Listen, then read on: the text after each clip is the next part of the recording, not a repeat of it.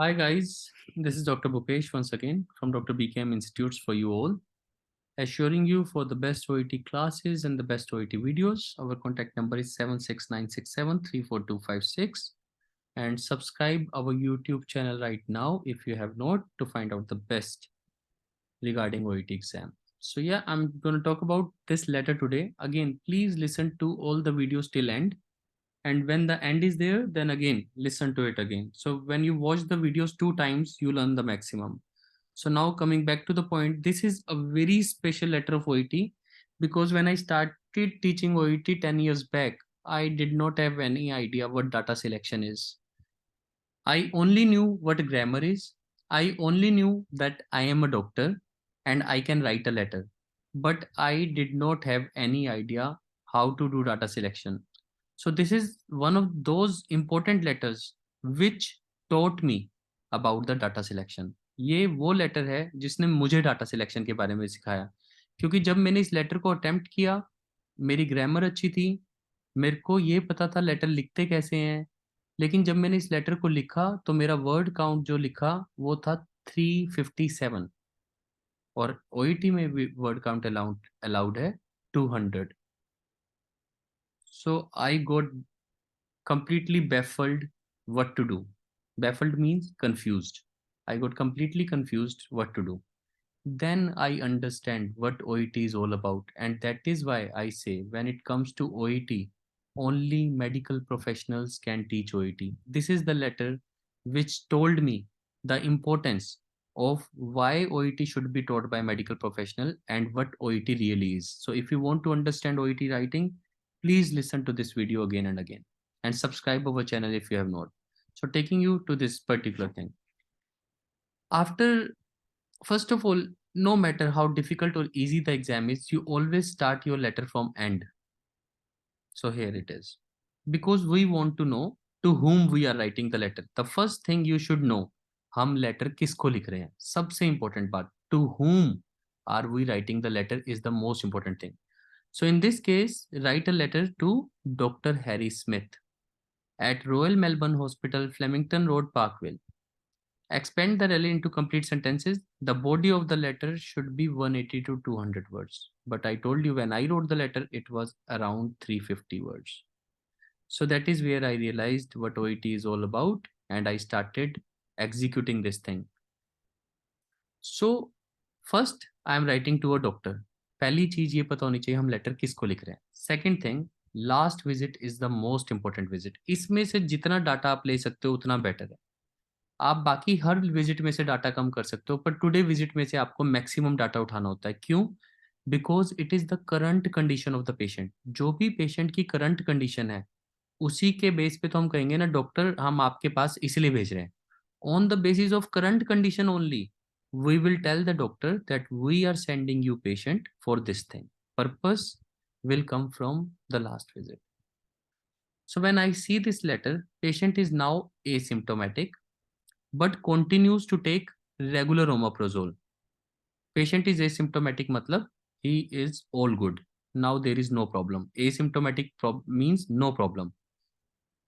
But he has to take the medication. She wants to stop therapy. So she has to take regular medication, but now she does not want to continue medication. She wants to stop therapy. Taking on board lifestyle changes, matlab she is making lifestyle changes. She has stopped smoking. Matlab she used to smoke. Pehle she was smoking, but now she has stopped smoking. She is worried to take tablets rest of the life. That is the main thing. She is worried to take tablets rest of the line. Objectively, there is no problem.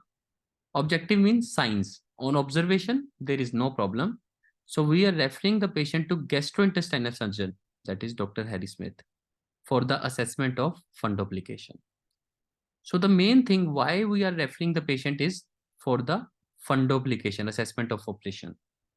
So that is the main thing. If you want to write this letter in the most simple way, so I just want the name of the patient now. So the name of the patient is Mrs. Lucy Clooney. So I'm just going to use the name of the patient and let's see. This letter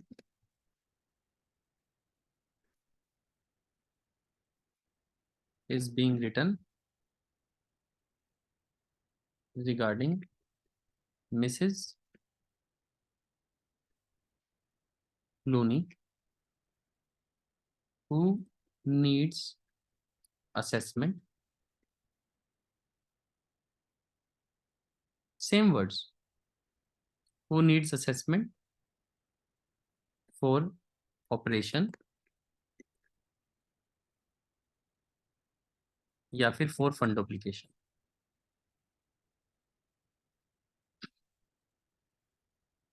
Therefore, she is being referred under your expertise for the same. मतलब उसको assessment चाहिए fund application के लिए. That is why she is being referred under your expertise. Therefore, she is being referred for the same. If you write even this much in the first paragraph, still you will manage to get 300 or 310 if you do not make any mistakes. So this paragraph is the easiest way of writing OET letter, the first paragraph. But again, as I have always told you, if you want to write the best, then what you can do, why the patient was admitted. This letter is little different. So in this case, why the patient was visiting means disease of the patient. अगर आप ये pattern से चलते हो तो ये मैं हमेशा कहता हूँ बेस्ट पैटर्न होता है. सो पहले आपको ये पता होना चाहिए कि पेशेंट क्यों आया था, व्हाट वाज द ट्रीटमेंट,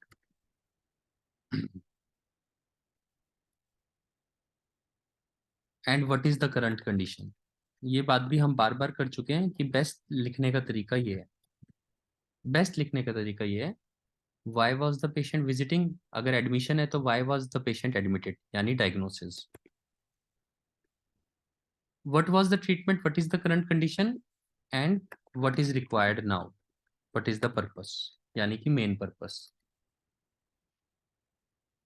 अगर आप सिर्फ ये वाली लाइन भी लिख देते हो तो भी मैंने आपको बताया पास तो आप तब भी हो जाओगे. पर्पस क्या है, assessment for fund application. But अगर आप ये सब बातें शुरू में लिख देते हो ना, क्या पेशेंट की डायग्नोसिस क्या थी, क्या ट्रीटमेंट था और क्या करंट कंडीशन है, तो मतलब एग्जामिनर आपसे फर्स्ट पैराग्राफ में ही खुश हो जाता है. तो अगर मैं देखूं तो इसकी जो असेसमेंट है बैरेट फिगर्स की है. पेशेंट ने क्या किया है, लाइफस्टाइल चेंजेस किए हैं, गेविस्कोन और ओमेप्रोजोल खाई है और उसके बाद एसिम्टोमेटिक हो गया है. तो मतलब मेरे तीनों आंसर इसी विजिट में पड़े हैं. ये विजिट कौन सी है? सो पहली बार पेशेंट आया था 18th को, फिर पेशेंट आया था 20th को, फिर पेशेंट आया था 18th को, sorry 18th of August. Then अगस्त के बाद सीधा नवंबर में आया, यानी सितंबर अक्टूबर मिस किया, नवंबर में आया.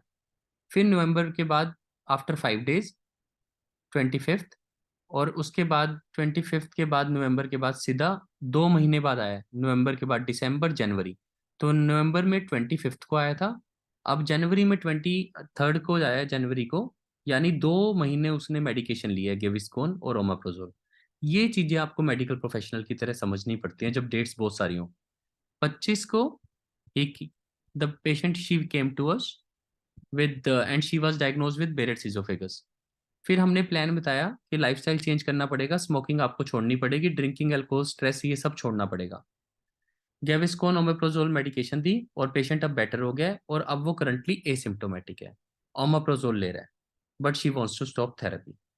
अब अगर हम इन पॉइंट्स को ऐड कर दें तो मतलब आप बेस्ट बन जाते हो ओईटी में. यानी हु वाज असेस्ड, सिर्फ इतना लिखना है, who was assessed with Barrett's oesophagus on 25th November. अगर ये लिखते हो तो और अच्छा हो जाता है, फिर आपके मतलब चांसेस 350 के बन जाते हैं. 25th नवंबर 2011, 2010, 9 सॉरी 2009 है ना, क्योंकि ये 10 है तो इसका मतलब दैट मस्ट बी 2009, या 2009. सो 2009 ये आ गया मेन डायग्नोसिस. मेन डायग्नोसिस ये हुआ. सो रिक्वायर्ड ट्रीटमेंट वाज गिवन, यानी कि medications required so second line हमेशा आपने ये ढूंढ लिया डायग्नोसिस क्या है, ट्रीटमेंट क्या दी थी। सो ऐसे लिख देते हैं शी वाज कमेंस्ड ऑन, क्योंकि मेडिकेशन वाला पैराग्राफ है तो मेडिकेशन के साथ the best word we use commenced. Commenced का मतलब started. She was commenced on Gaviscon and omeprazole and was advised, सब पैसिव वॉइस है, टू मेक लाइफस्टाइल चेंजेस। इस केस में पैराग्राफ थोड़ा बड़ा हो सकता है क्योंकि आप अच्छा लिखना चाहते हो, पर आपकी ग्रामर गलत नहीं होनी चाहिए। ग्रामर हमेशा सेम रहेगी। पास्ट में हमेशा हमारे द्वारा passive voice, she was commenced on Gaviscon and was advised to take make lifestyle changes. Today she is asymptomatic, अब वो एसिम्प्टोमेटिक हो गई है, but she does not want to continue medication.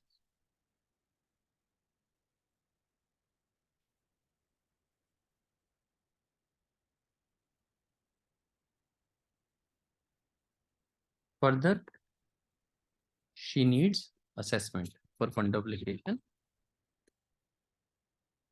अब ये लाइन बढ़ी है। Hence, क्योंकि अब मैं कॉमा के साथ छोटा कनेक्टर यूज करता हूँ, फिर मैं therefore नहीं यूज करता, या फिर so भी यूज करता हूँ। So, therefore फुल स्टॉप के बाद ज्यादा यूज करना चाहिए।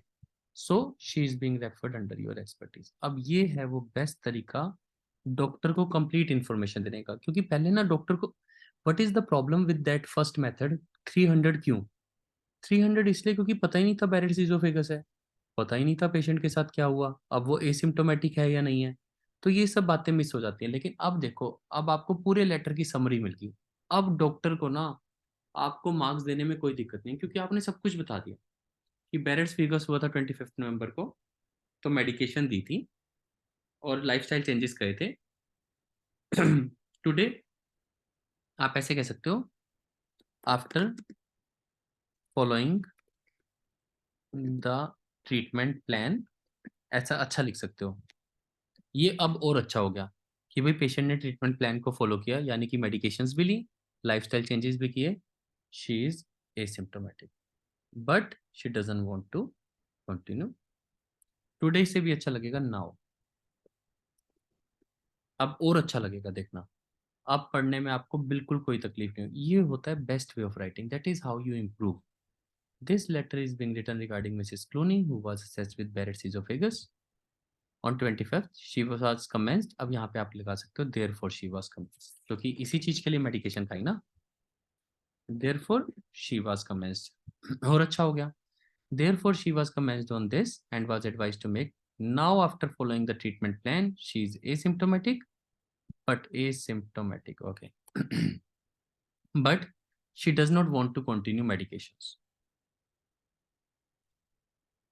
Further, she needs assessment for fundoplication, so she is being referred under your expertise।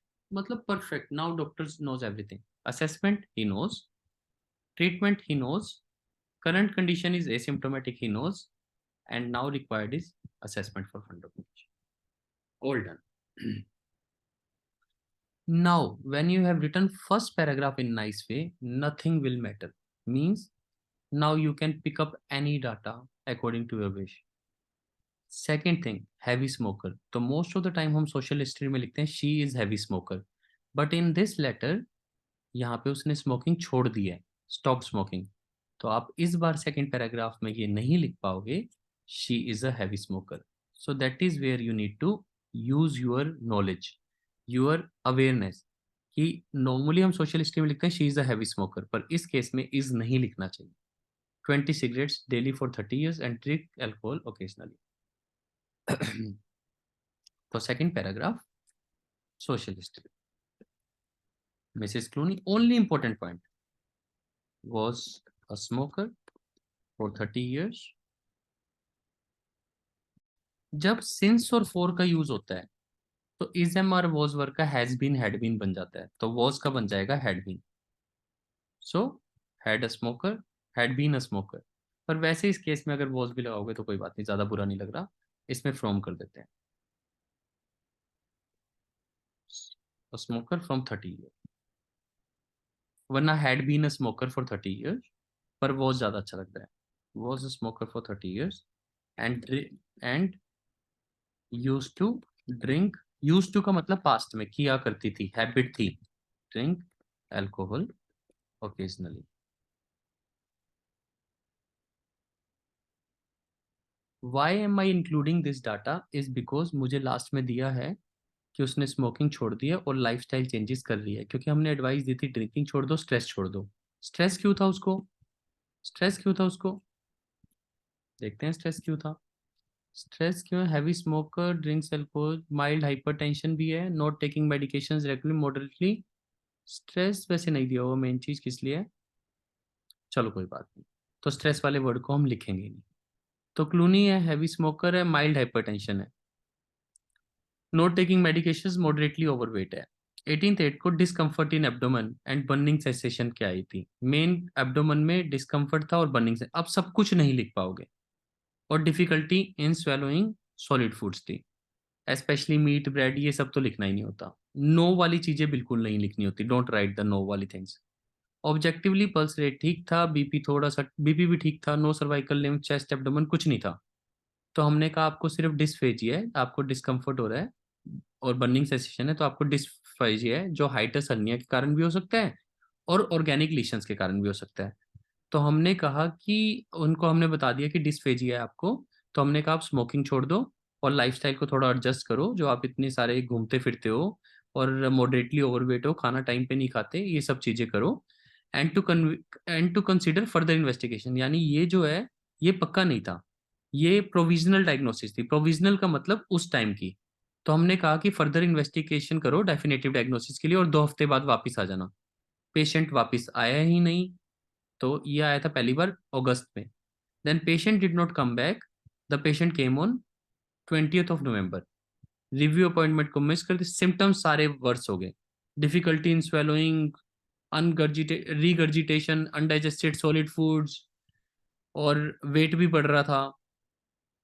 So antacid taken by self. तो एंटासिड लिए इन 2 3 महीने में, बीच बीच में एंटासिड लिए, पर वो भी काम नहीं आ रहे, क्योंकि उसको डिस्फेजिया हो रहा था. एंटासिड लिए काम नहीं आए. तो असेसमेंट समझ आया कि हाइटस हर्निया या मास इजोफेगस है. तो हमने फिर दोबारा इन्वेस्टिगेशन कहा कि एंडोस्कोपी और बायोप्सी करवा लो. Refer to the surgeon if abnormality find.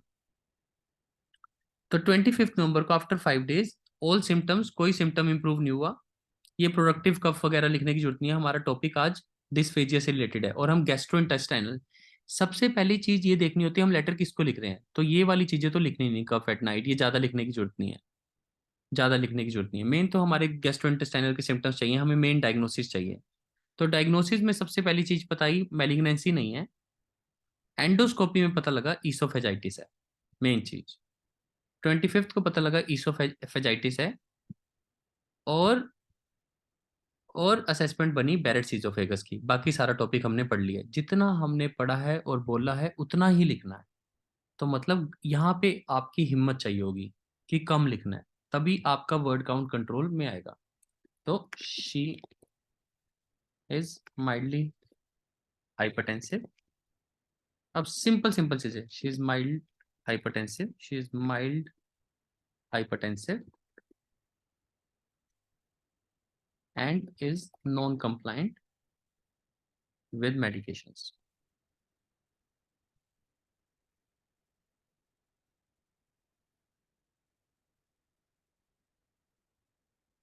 Also, she is overweight. तो हमने ये सब कुछ बता दिया. She is overweight as well. तो ऑल्सो की जगह बेटर वर्ड होता है, सिंपल लिखो शी इज ओवरवेट.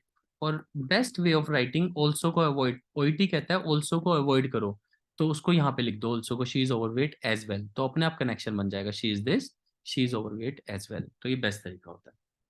तो ये आपकी सोशल एंड मेडिकल हिस्ट्री में से इंपॉर्टेंट बातें आ गई. अब अब बिल्कुल कहानी को छोटा छोटा बताओ.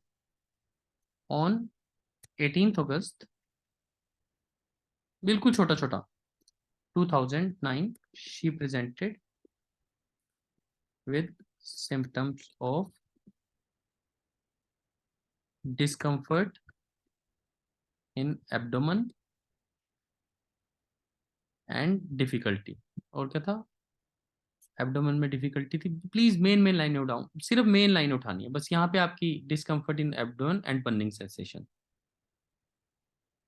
डिस्कम्फर्ट इसी के साथ ही लिख देते हैं, and burning sensation in abdomen. बिल्कुल सिंपल। अब बिल्कुल सीधा मेन बात को पकड़ो। देखो अब यहाँ पे कोई मेन बात नहीं है, कोई मेन बात नहीं है, कुछ भी नहीं समझ आया था, बस असेसमेंट आई थी। सो एट दैट टाइम, ये सबसे अच्छा वर्ड होता है, सिम्टम्स के साथ आई थी। At that time is a very nice word, कि उस टाइम पे, उस टाइम पे मतलब 18 अगस्त को। आज क्या डेट है? आज क्या डेट है? आज है डेट हमारी 23 जनवरी। तो हम बात कर रहे हैं एट दैट टाइम का मतलब हम अगस्त की बात कर रहे हैं, पिछले साल की। At that time she was assessed with dysphagia, बस इतना सा लिख दो, डिस्फेजिया। मेन वर्ड बस, डिस्फेजिया एंड वॉज एडवाइज, वही पैसिव वॉइस सेम रहेंगे, देखो सेम चलते हैं। She was commenced, was advised, she was advised. Advice को चेंज करना है तो लिख दो एंड शी वाज सजेस्टेड। और जब भी कोई इन्वेस्टिगेशन का वर्ड आता है तो सबसे इंपॉर्टेंट वर्ड अंडरगो होता है। She was invest she was advise to undergo few investigations. However, she did not, however, she missed her review appointment। अब सारा इकट्ठा करना है मुझे, वर्ड काउंट बचाना है। प्लीज समझो, word count is the main thing here. So मेरे को ऐसा लिखना है कि सब कुछ इकट्ठा हो जाए। However she missed her review appointment and revisited, और दोबारा आ गई ऑन सीधा 25 नवंबर को। I will take your doubts, don't worry, please do not break the concentration. Letter खत्म होने वाला है, अब सिर्फ 5 मिनट्स लगेंगे। ऑन 20 नवंबर, यानी कि 3 महीने बाद, on 20 November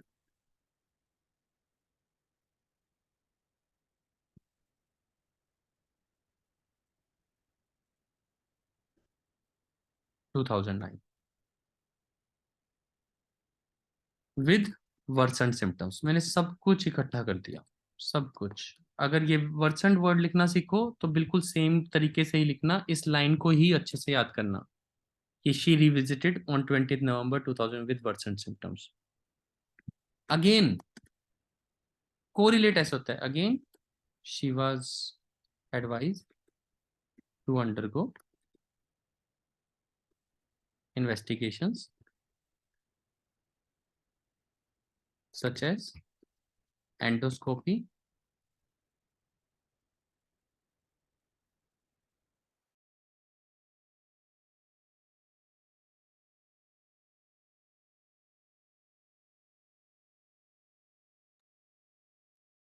so she was advised to undergo investigations such as endoscopy।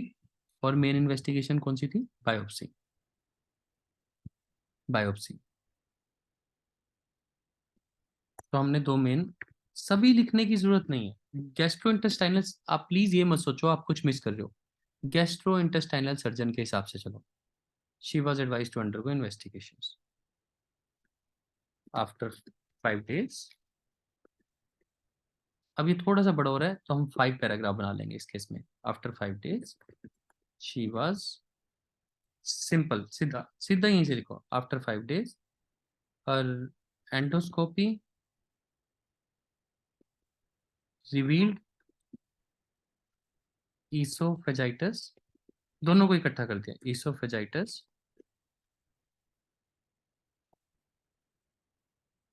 Which was also confirmed. अब देखो यहाँ पे दे रखा है ना, बायोप्सी कंसिस्टेंट विद ईसोफेजाइटिस, तो दोनों का revealed oesophagitis and biopsy was also consistent with it. With it का मतलब इसी डायग्नोसिस के साथ थी, कि जो ईसोफेजाइटिस उसमें आया, बायोप्सी भी कंसिस्टेंट थी। Therefore, she was assessed with Barrett's esophagus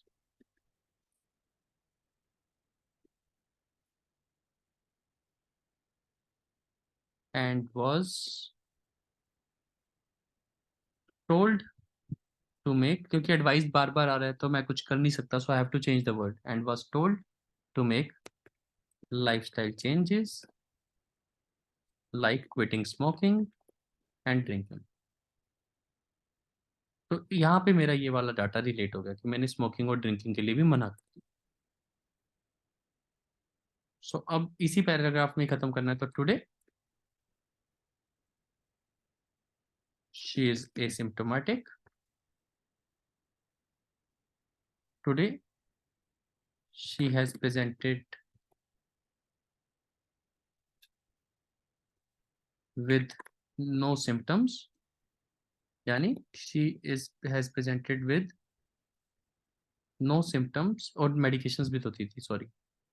she was also commenced on, she was also prescribed. तो commence word हम पहले यूज कर चुके हैं. prescribed Gaviscon and omeprazole. अब इसको अगर और अच्छा करना है तो आप इसको कह सकते हो कॉन्जिक्वेंटली एज अ रिजल्ट. मतलब जो मेडिकेशन खाई एज अ रिजल्ट, इसकी जगह बेटर वर्ड यूज कर सकते हो कॉन्जिक्वेंटली. सो कॉन्जिक्वेंटली अब अच्छा बन जाएगा. देखना कॉन्जिक्वेंटली लिखते ही आपको पता लग जाएगा कि बिल्कुल परफेक्ट हो गया. She is asymptomatic but now she wants to stop therapy and needs assessment for fundoplication, for which she is being referred under your expertise. सब इकट्ठा कर दिया. तो ऊपर वाला थोड़ा सा मिल रहा है, लेकिन अगर ग्रामर ठीक होएगी तो वो माइंड नहीं करेगा. और थोड़ा सा मैंने पैराफ्रेजिंग भी कर दिया है. सो ये आपका लेटर पूरा तैयार हो गया. टोटल टाइम हमें बात करते हुए 25 मिनट्स. तो जितना आपको लग रहा है हमने मेहनत की है, उतनी मेहनत नहीं की है. We have written it in the simplest of the ways. आप पढ़ के देखते हैं, आपको देखना एग्जामिनर को पढ़ने में कितना आसान रहेगा. This letter is being written regarding Mrs Clooney. समझो डॉक्टर हो आप. जब लास्ट में प्रूफ रीडिंग करनी है तो सोचना है मैं डॉक्टर हूँ, मेरे पास लेटर आया है. So you are the doctor, आपके पास लेटर आया है. Who was assessed with Barrett's oesophagus, therefore she was commenced on this and was advised to make lifestyle change. अगर आप इसको 2 बार रिपीट नहीं करना चाहते तो एक काम और कर सकते हो. क्या कर सकते हो? आप इसको लिख सकते हो therefore required treatment was given, या सिंपल लिख दो रिक्वायर्ड ट्रीटमेंट वाज गिवन. मतलब अगर आपको 2 बार रिपीट नहीं करना तो ये भी फर्स्ट पैराग्राफ में ट्रीटमेंट को ओपन करके बताने की जरूरत नहीं है. So required treatment was given and as a result, तो यहाँ पे एज अ रिजल्ट लिख देते हैं शी इज एसिम्प्टोमेटिक.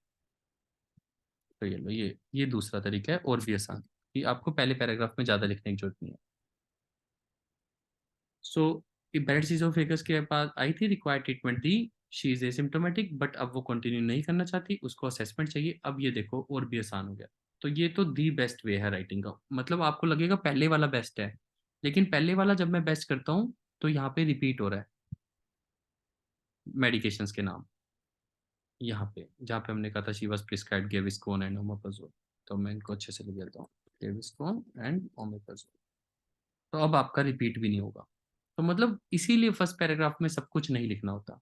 तो वही जो बेसिक था, why the patient was visiting Barrett's oesophagus, what was the treatment, तो हमने ट्रीटमेंट का नाम लिखा, required treatment was given. Current condition क्या है कि she is asymptomatic, current condition लिखी. बट अब वो मेडिकेशंस नहीं लेना चाहती. शी डजंट, या यहाँ पे लिख दो she doesn't want to continue, या यहाँ पे कह दो but now she wants to stop therapy, और यहाँ पे मेडिकेशंस लिख दो. उल्टा भी कर सकते हो क्योंकि हमने यहाँ पे मेडिकेशन के नाम लिखे हैं. तो हम यहाँ पे लिख देते हैं she wants to stop therapy, क्योंकि हमने थेरेपी का नाम नहीं लिखा. तो यहाँ पे ऐसे जनरल लिख देते हैं she wants to stop therapy, further she needs. और यहाँ पे मेडिकेशन लिखा था Gaviscon, as a result she is better but now she does not want to continue medications. ये यहाँ पे लिख देते हैं और अच्छा लगेगा. तो ये होता है कि जो चीज लिख रहे हो उसको अच्छे से एक्सप्लेन करना. अब दोनों चीजें देखो और अच्छी हो गई हैं. जिसके पास हमने जो बात लिखी थी वो वहीं पे आ गई और अच्छा हो गया. और वर्ड काउंट भी पूरे कंट्रोल में होगा. तो पहला paragraph simple, Barrett's oesophagus, required treatment, asymptomatic, stop therapy, assessment for fund application, इसलिए आपके पास भेज रहे हैं. 30 ईयर्स स्मोक करती थी, ड्रिंक ओकेजनली करती थी, माइल्ड हाइपरटेंसिव थी. इस लाइन की भी कोई जरूरत नहीं है. अगर लिखना चाहते हो तो नोट अ बैड डील, मतलब थोड़ा सा लिख सकते हो, पर नहीं लिखना चाहते तो हटा दो, इन सब की कोई जरूरत नहीं है। फिर आपका वर्ड काउंट और कंट्रोल में आ जाएगा, सोशल हिस्ट्री और मेडिकल और फर्स्ट विजिट को आप मिक्स कर दोगे। So she used to drink this on 18th August she presented with the symptoms, कोई फर्क नहीं पड़ेगा, देखो was a smoker and used to drink occasionally. On 18 September she presented, कोई फर्क नहीं पड़ेगा, and was suggested to undergo. अब इस पैराग्राफ को अलग कर देते हैं। हाउएवर दिस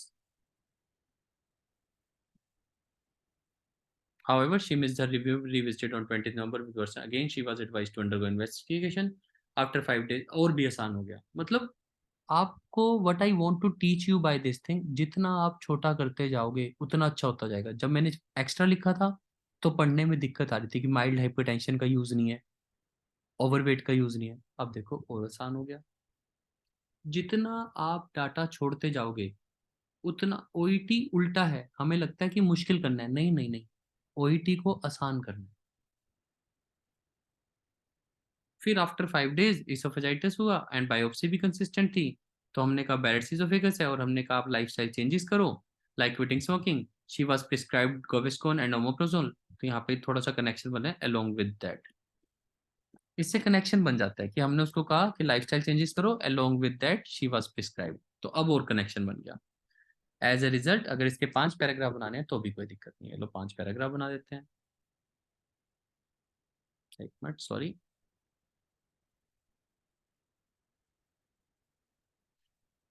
सेकंड, थोड़ा आपको इजी हो जाएगा, मैं इकट्ठा कर देता हूँ थोड़ा सा, वर्ड्स छोटे करने पड़ेंगे। लो देखो कितने सुंदर 5 पैराग्राफ्स। ये होता है best way of OET letter writing. This is the best way of OET letter writing. 4 के 5 पैराग्राफ्स आप बना सकते हो, लेकिन कितना प्यारा है, एग्जामिनर को पढ़ने में 1 मिनट भी प्रॉब्लम नहीं होगी। So this is doctor Bhupesh from doctor BKM institutes. Please subscribe our channel if you have not, to get videos like these which will actually let you know that no matter how difficult your exam is, your answer sheet should be as easy as possible. If you will learn how to skip unimportant data, if you will learn how to write simple grammar, you will feel at ease and again you will pass. This is Dr. Bhupesh talking about poetry writing. Thank you.